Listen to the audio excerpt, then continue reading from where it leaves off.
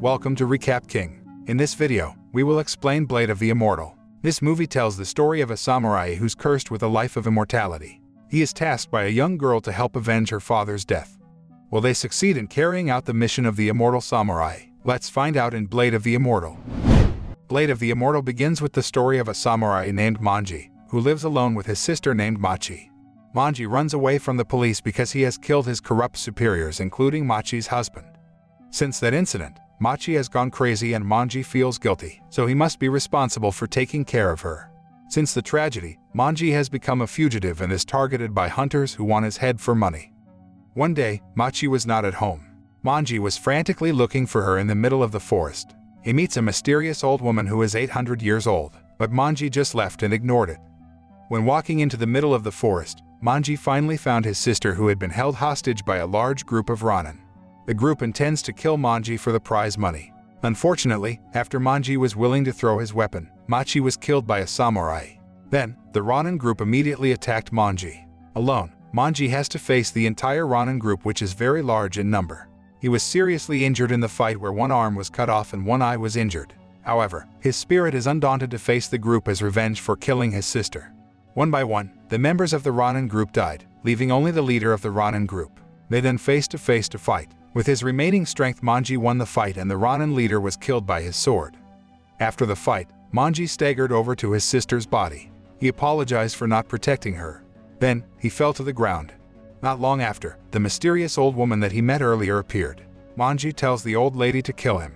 Then, the old woman took a small knife and cut his stomach a little so that he could bleed. After that, she opened a small package and sprinkled sacred bloodworms on Manji's blood, which actually healed all the wounds on his body. Suddenly, Manji's severed hand was able to reconnect, and his injured eye miraculously recovered. 50 years later, at a swordsmanship dojo training ground, the dojo owner is having dinner with his wife and his daughter Rin Asano. Suddenly, he is accosted by Kage-Hisa Anotsu and the group of Edo Ryu troops. The purpose of Kage-Hisa's arrival is to invite Rin's father to join the Edo Ryu group that he leads. The Edo Ryu group itself is a society of samurai assassins who intend to unite all sword schools across the country. Kage-Hisa informed that all dojo members in that place had been killed. If he refuses the offer, then he threatens to kill him. Rin's father of course refused and immediately fought using the sword tucked in his waist. However, Kage-Hisa is no match for Rin's father. He died horribly, witnessed by his wife and daughter with just one attack.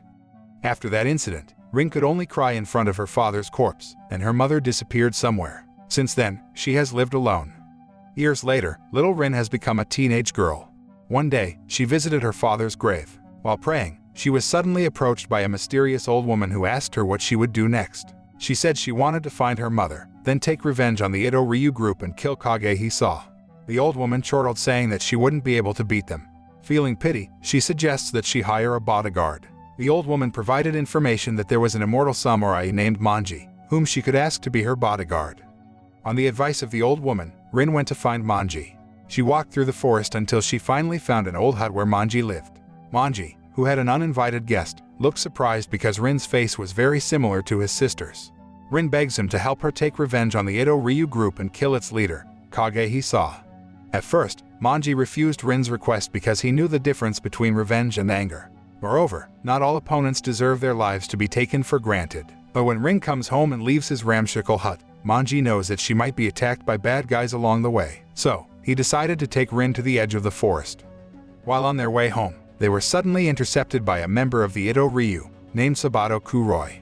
On Sabato's shoulders were two human heads covered in white cloth. When one of the headscarves was removed, Rin shocked when she saw her mother's head sealed on Sabato's shoulder. She immediately attacked Sabato by removing a small knife between her fingers and throwing it at him. However, Sabato was no match for Rin. All the knives thrown by her can be parried easily. Then, Manji appeared to protect Rin. Manji then fights with Sabato. Sabato, who is very tough, can draw his katana into Manji's chest. Not long after, Manji fell to the ground and Sabato walked over to Rin. When he was about to draw his sword at Rin, suddenly, Manji got back up and stabbed him in the back. A moment later, Sabato was dead. Sabato's death reached the ears of Kage-Hisa. When he received the news, he was receiving the arrival of a guest, namely Hibaki, an old man who had ties to the shogunate government. Hibaki came to the Edo Ryu Society to announce his desire to open a sword school in Japan, and asked Kage-Hisa to be his teacher. Kage-Hisa agreed to the proposal on the condition that the name of the sword school should be Ito Ryu and he would become the school's principal. Hibaki then excused himself to go and seek approval from the Shoyun's presiding council. Elsewhere, Rin is seen sharpening Manji's sword at a small shop. Accidentally, she saw her father's sword on display in the shop.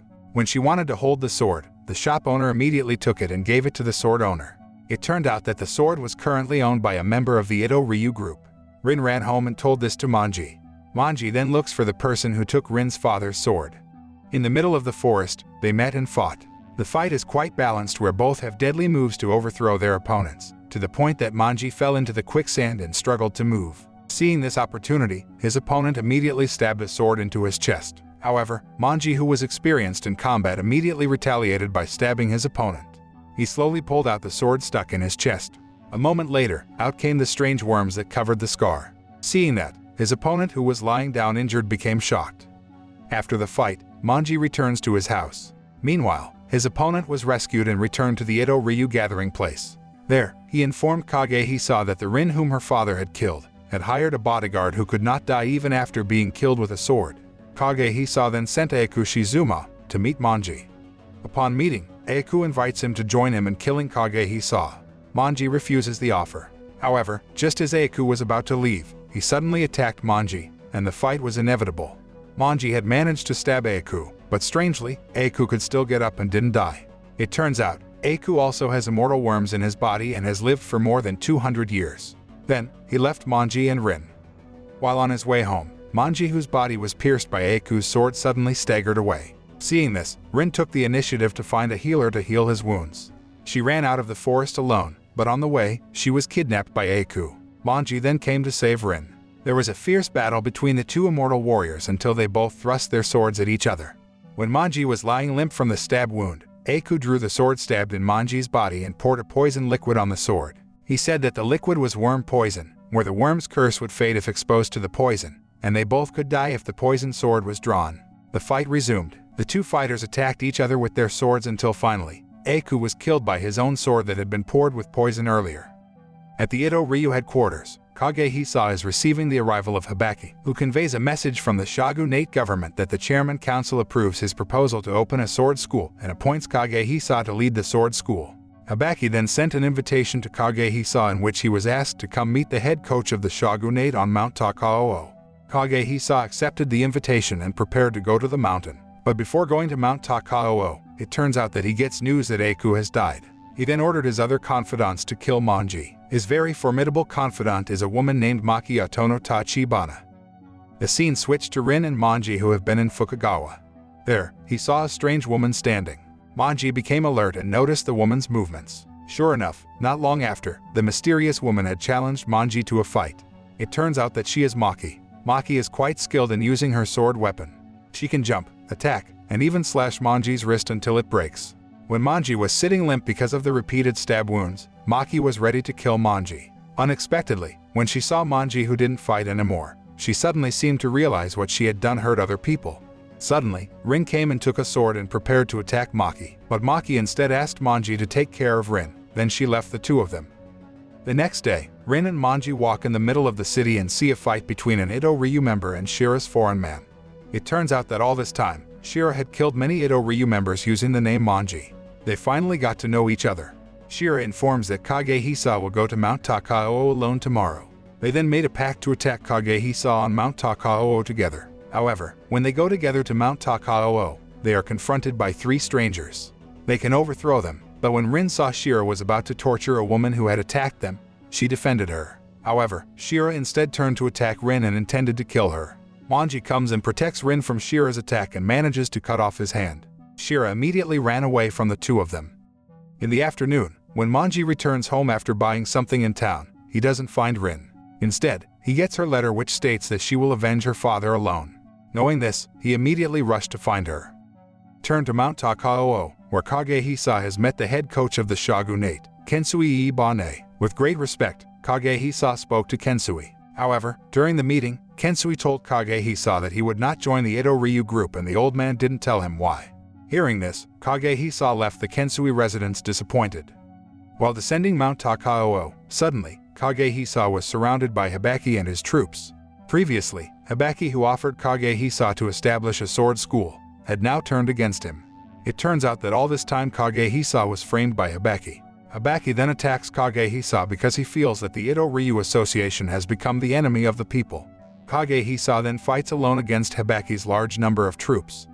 When a chase occurs in the middle of the forest, Kage-hisa runs into Rin. However, not long after, the Hibaki troops chased Kage-hisa and surrounded them both. At this crucial moment, Rin questions why they fought unfairly when they claimed to be samurai. Hibaki did not care about Rin and immediately ordered one of his men to kill her. Suddenly Manji came just in time to save Rin. Afterwards, Manji questions Rin why defending Kage-hisa when these troops would kill him. Manji is also annoyed with Rin, who went alone and endangered herself. Then the fight started where the three of them, Manji, Rin, and Kage-hisa, fought against the Hibaki troops. A fierce battle ensued in which the unequal number of opponents overwhelmed the three of them. However, in the middle of the fight, suddenly Maki came to help Kage-hisa. She then sacrificed herself when Hibaki's troops fired weapons at Kage-hisa. In that fierce fight, Shira kidnapped Rin. Manji immediately ran to save Rin and killed Shira. Back to the ongoing battle between Kage-hisa and Hibaki's army. All of Hibaki's troops were killed by Kage-hisa and only the leader, Hibaki, was still alive. Finally, Hibaki had to face Kage-hisa and fight one-on-one. Even though he is a senior, he is no match for Kage-hisa, who is very proficient with the sword. Their short fight ended with the death of Hibaki. The end of the fight, leaving the three of them, Manji, Rin, and Kage-hisa. Because of his promise to Rin, Manji fights against Kage-hisa. A fierce battle occurred because they were both proficient in using weapons. Finally, Kage-hisa's sword was thrown and Manji was able to injure him until he fell to the ground. However, just as he was about to kill him, Manji summoned Rin to carry out the execution.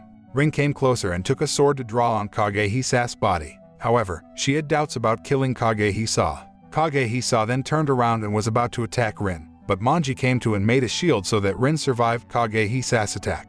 Seeing Manji being stabbed by Kage-hisa's sword, Rin spontaneously drew her sword into Kage-hisa's stomach. Then the man died. The film ends. The message can be taken from this film that revenge will take many victims. As the saying goes, an eye for an eye and the world goes blind.